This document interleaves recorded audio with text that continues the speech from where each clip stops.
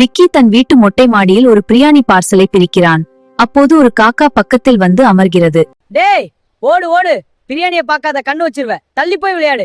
Pass, முதல்ல இந்த மாதிரி எங்க பாட்டன் சொத்து. நீ இங்க வாடகை கேட்கவன், என்கிட்ட கொஞ்சம் மரியாதையா பேசு.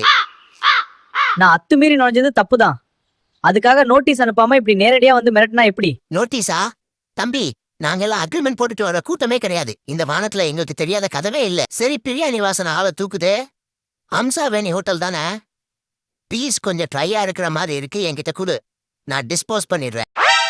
வாய்ப்பே இல்ல. 20 நிமிஷம் கியூல நின்னு வாங்குனது இது. போய் வேற எங்கேயாவது வடை கிடைக்குதான்னு பாரு. தம்பி, இப்ப வருஷம் 2026 ஆகுது. எவனும் இப்ப வடை வைக்கிறது இல்ல. எல்லாரும் ஹெல்த் கான்சியஸ் ஆயிட்டாங்க. மல்டிகிரெயின் பிஸ்கட் போடுறாங்க. அதை சாப்பிட்டா என் ரெக்கையில எப்படி பவர் வரும்?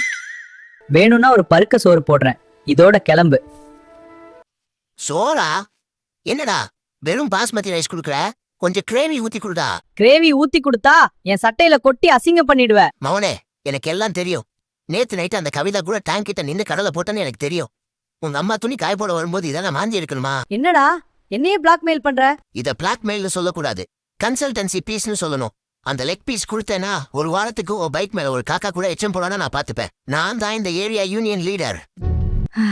இந்தா வச்சுக்கோ, நீ கவுன்சிலரை விட மோசமா இருக்கடா. இதுதான் விக்கி, உன்கிட்ட எனக்கு பிடிச்ச விஷயமே இதுதான். அப்புறம் உங்க அம்மா கிட்ட சொல்லு, கருவாட்டுல உப்ப கம்மி பண்ண சொல்லு. போன வாரம் சாப்பிட்டதுல இருந்து எனக்கு பிபி ஏறிடுச்சு. போடா அங்கிட்டு. சரி வர. முடிஞ்சா காக்கா பீடியாவுல எனக்கு ஒரு 5 ஸ்டார் ரேட்டிங் கொடு.